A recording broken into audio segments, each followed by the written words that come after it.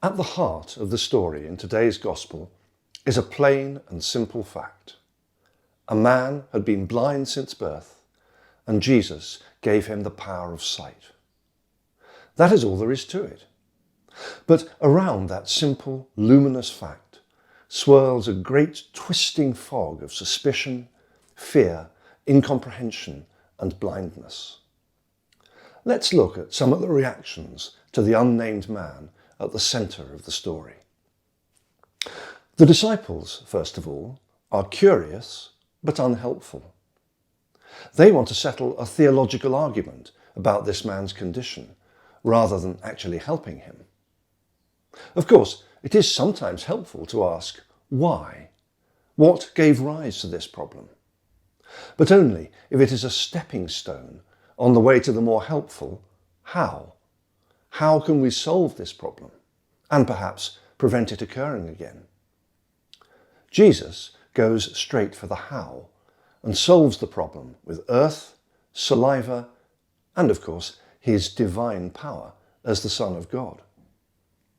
We should note, incidentally, that Jesus is not saying that God made the man blind so that he could show off his healing power. That would be cruel and capricious. The blindness is just one of those horrible things that happen in this fallen world. But God does intervene in the mess of this world, and he does so with power and compassion. The Pharisees ask a different set of questions. They appear to be asking a good question. How has this man received his sight? But in reality, they're asking different questions. How can this outrageous healing have taken place without our permission? It's even worse when they learn that Jesus has healed on the Sabbath. That's against the rules. And the Pharisees, as we have noted before, love and live by rules. So now the question is, how can we put God back in the box of our own rules and regulations from which he is threatening to escape? And how can we use the incident against this Jesus who is dangerously beyond our control? The blind man's parents don't come out of the story very well. But perhaps on this Mothering Sunday, we should not be too hard on them. They're simply frightened, and in their fear, they fail to give their son the support he needs.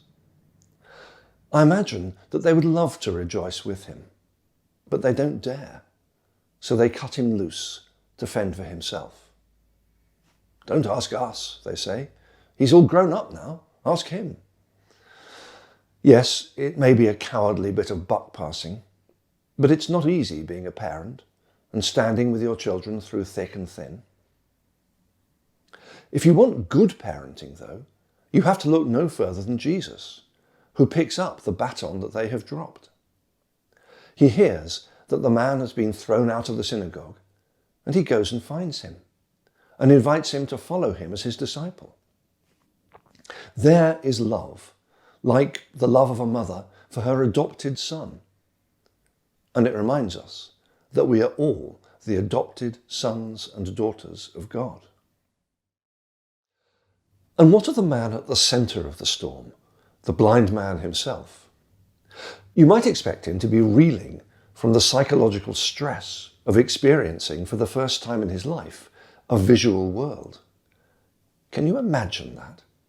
I mean, you've heard people describing things, but you've never seen any of them yourself.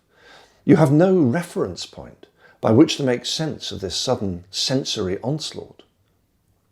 But he seems to take this new experience in his stride, and he clings fast to the central fact that made it possible. One thing I do know, that though I was blind, now I see. He cautiously refuses to speculate on whether or not the man who healed him is a sinner. But the thing is, to him it is, forgive the phrase, blindingly obvious. The man who did this is good. He must be from God. I'm reminded of Sherlock Holmes speaking to Dr. Watson in The Sign of 4. How often have I said to you that when you have eliminated the impossible, whatever remains, however improbable, must be the truth. It is impossible that this man should be evil. It is impossible that his gentleness, his compassion, and his love are inspired by anything other than good. It is impossible that an ordinary man, without the power of God, could do the things he does. So we have to conclude that Jesus is, as he says, the Son of Man and worthy of our worship, which is exactly what John intends to demonstrate throughout his gospel. Jesus is the light of the world. Throughout the history of the church, he has shone his light and illuminated truth, while some of those who have appropriated his name have tried to turn people back to darkness again. St. Francis of Assisi suggested that it might be better for the church to be poor rather than rich, and was vilified for it. Martin Luther suggested that people should be able to read the scriptures in their own languages rather than Latin, and was excommunicated. Just a generation back, a number of courageous women felt called to priesthood and were sure that their calling was blessed by the light of Christ, a truth which some still wish to push back into the shadows. And in our own day, many couples desire that the love they have for each other should be openly blessed in the full light of Christ, while other disciples prefer to sit and discuss how sinful they are. Where does Jesus shine his light today? And are we prepared to welcome the new shape that light gives to the world?